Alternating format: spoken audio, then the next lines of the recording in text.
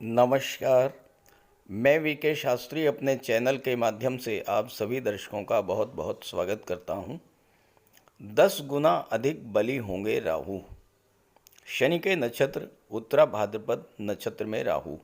जी हाँ, 8 जुलाई 2024 को दैत्यों के सेनापति राहु नक्षत्र परिवर्तन करके शनि के नक्षत्र उत्तरा भाद्रपद में गोचर करेंगे और लगभग 8.25 महीने 16 मार्च 2024 तक उत्तरा भाद्रपद नक्षत्र में ही गोचर करेंगे। अभी तक शनि का गोचर बुध के नक्षत्र रेवती नक्षत्र में था और अब अपने परम मित्र शनि के नक्षत्र में गोचर करेंगे। तो अपने परम मित्र शनि के नक्षत्र में गोचर करते हुए राहु के बल में 10 गुना से अधिक वृद्धि होने जा रही है। दूसरी बात, उत्तरा भाद्रपद अत्यंत शुभ नक्षत्र है, जीवन में कुछ नया करने वाला नक्षत्र है और राहु भी एक ऐसे ग्रह हैं जो कुछ नया करना चाहते हैं, कुछ लीक से हट कर करना चाहते हैं।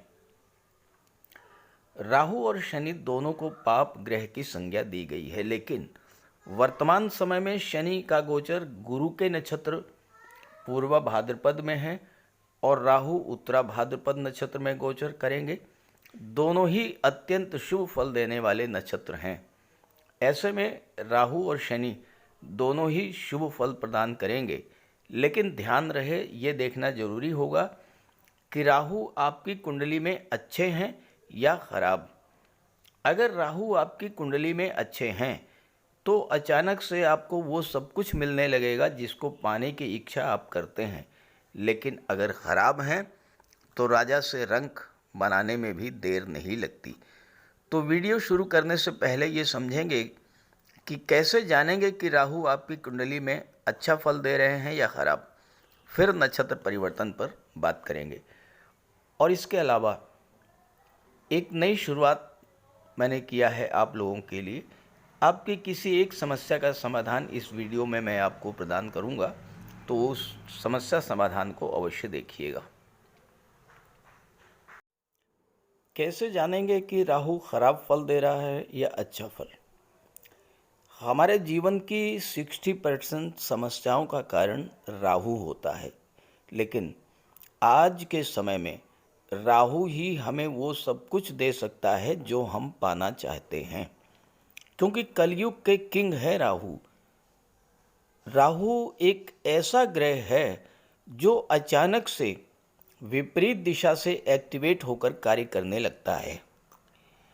अब मान लीजिए आपका कोई कार्य काफ़ी दिनों से नहीं हो पा रहा था, आपके जीवन में राहु की अंतर्दशा या प्रत्यंतर दशा शुरू हुई, आपका वो काम अचानक से पूरा हो गया। ये होता है राहु का प्रभाव।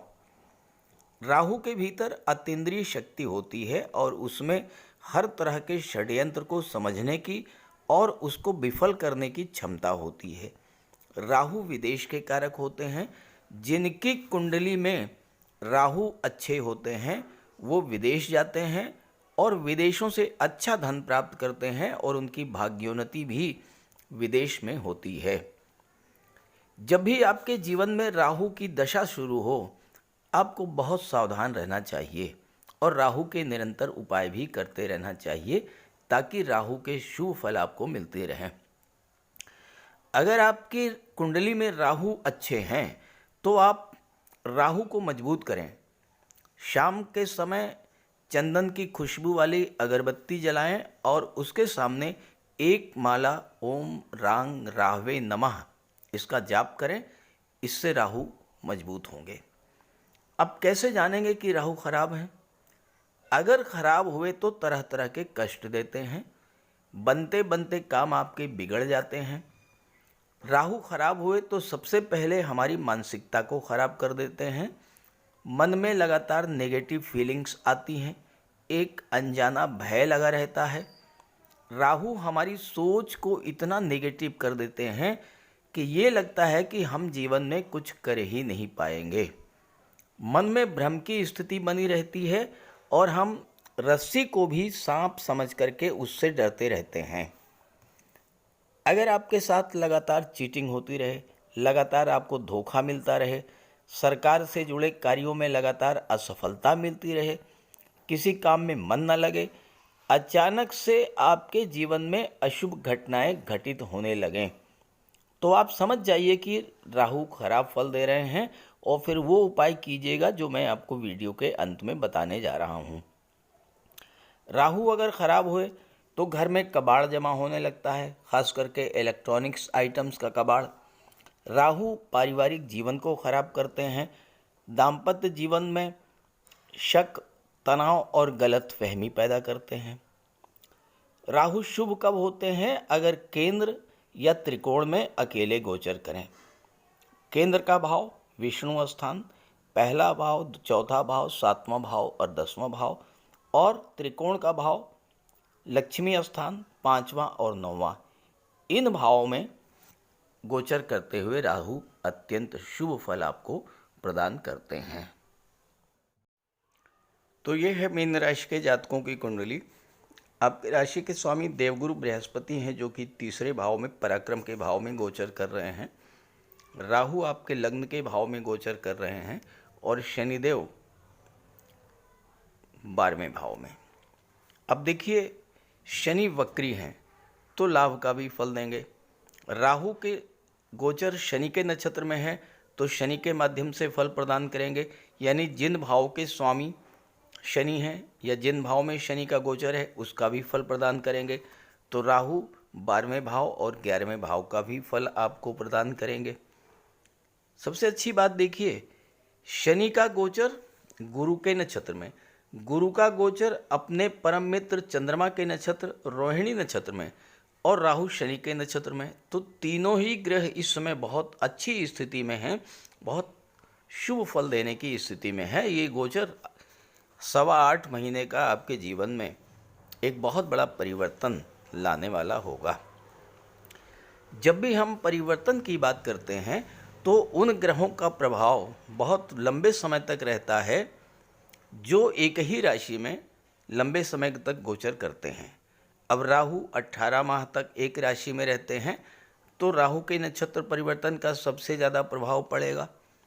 अब वैसे तो राहु के नक्षत्र परिवर्तन का प्रभाव सभी पर पड़ेगा, लेकिन उन जातकों पर विशेष रूप से पड़ेगा जिनके जीवन में राहु की महादशा, अंतर्दशा या प्रत्यंतर दशा गतिमान है। और ऐसे जातक कम से कम 35-40 करोड़ तो होंगे ही। अब अगर आपके जीवन में राहु की दशा गतिमान है तो इसका मतलब यह है कि आपकी कुंडली में राहु एक्टिवेट हैं, और चूंकि शनि के माध्यम से फल देंगे तो लाभ के भाव और विदेश भाव का भी फल प्रदान करेंगे। तो ये बात ध्यान से समझनी है कि जिन जातकों के जीवन में इस समय राहु की दशा गतिमान है, महादशा, अंतर्दशा, प्रत्यंतर दशा, कोई भी, वो इस वीडियो को बहुत ध्यान से समझें और उसी के अनुसार अपना उपाय भी करें। अब राहु आपके लग्न के भाव में गोचर कर रहे हैं। लग्न भाव आपका व्यक्तित्व होता है। आपके मन में जो चिंता, तनाव, अनजाना भय और डिप्रेशन की स्थिति थी, चूँकि आपके जीवन में 7.5 का प्रथम चरण गतिमान है और शनि 12वें भाव में गोचर कर रहे हैं, तो ये सब जो परेशानियां आपके जीवन में चल रही थी वो समाप्त होंगी। आपके स्वास्थ्य में भी सुधार देखने को मिलेगा। सबसे बड़ी बात है कि आपके खर्चे जो बढ़े हुए थे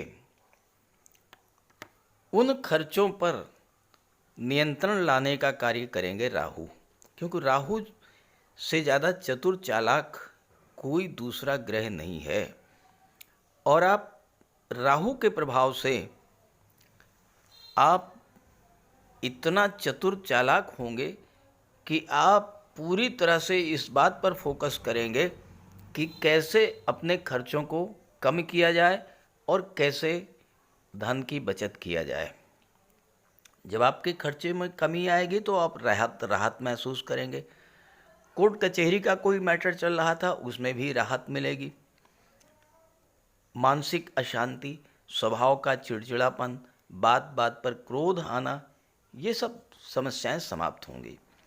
राहु आपकी सोच में बदलाव लाएंगे। बड़ी सोच, बड़े विज़न के साथ आप आगे बढ़ेंगे। जल्दबाजी में कोई गलत फैसला आपने ले लिया था, उसमें सुधार का अवसर मिलेगा।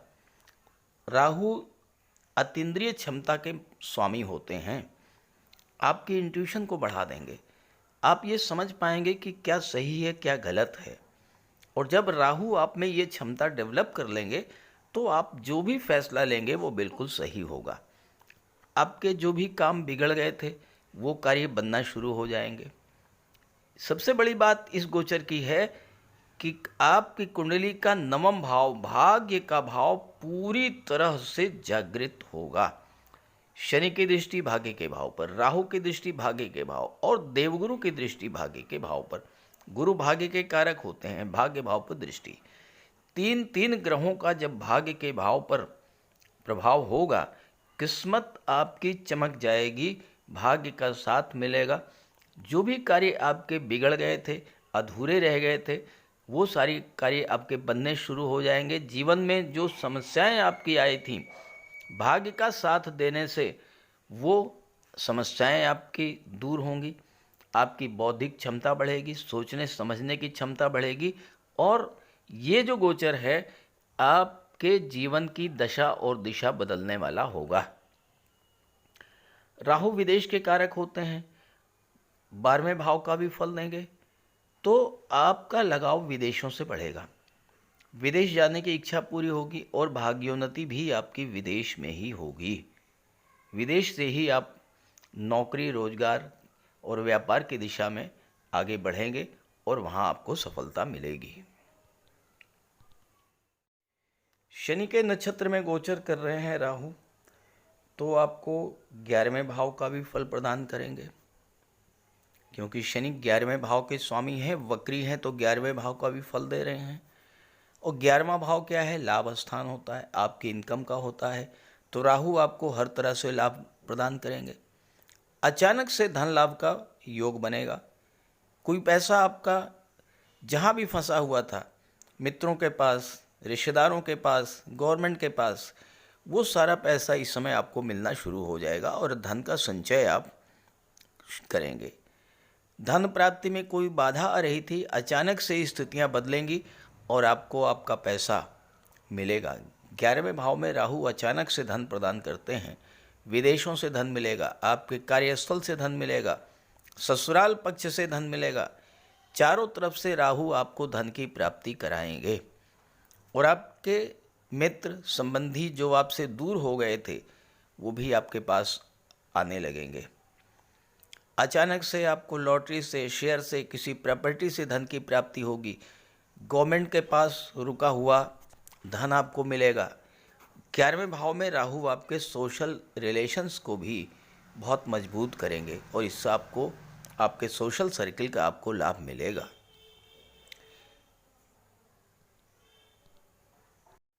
राहु की दृष्टि पंचम भाव पर पड़ेगी।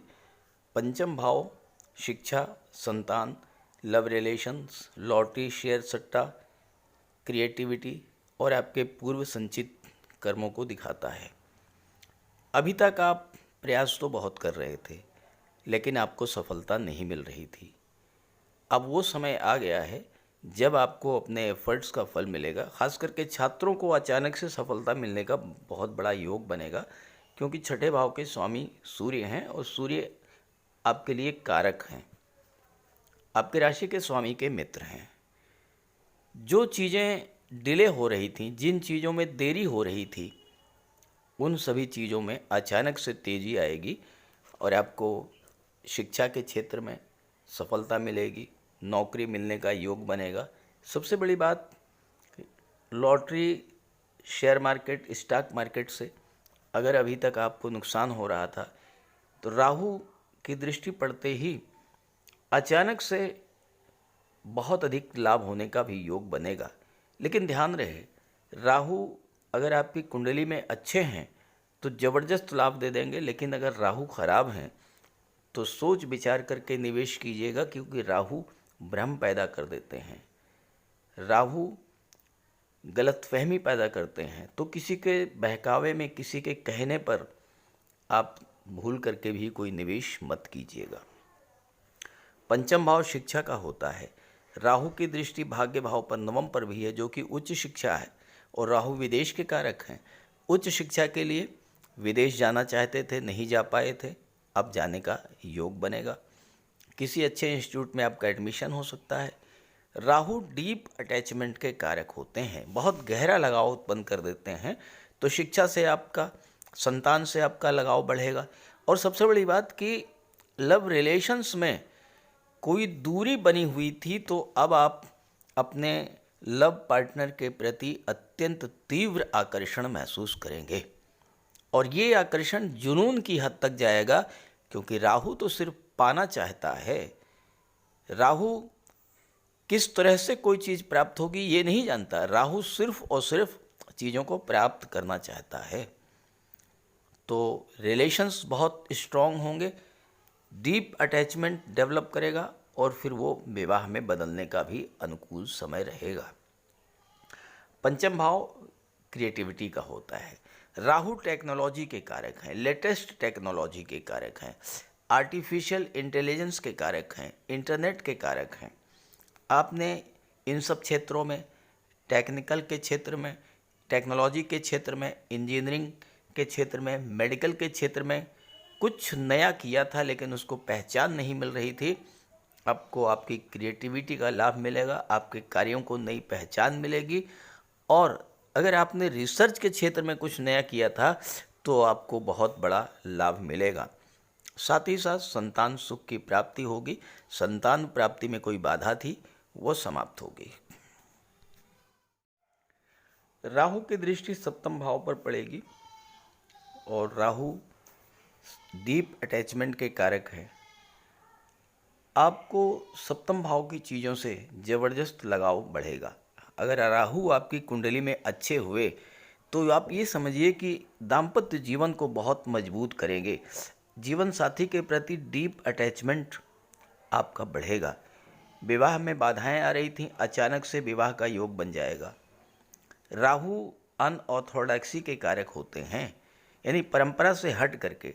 तो आप देखिएगा कि आपका विवाह अगर इस गोचर काल में होता है, अचानक से होगा, परंपरा से हट करके होगा, हालांकि सबके साथ नहीं होगा।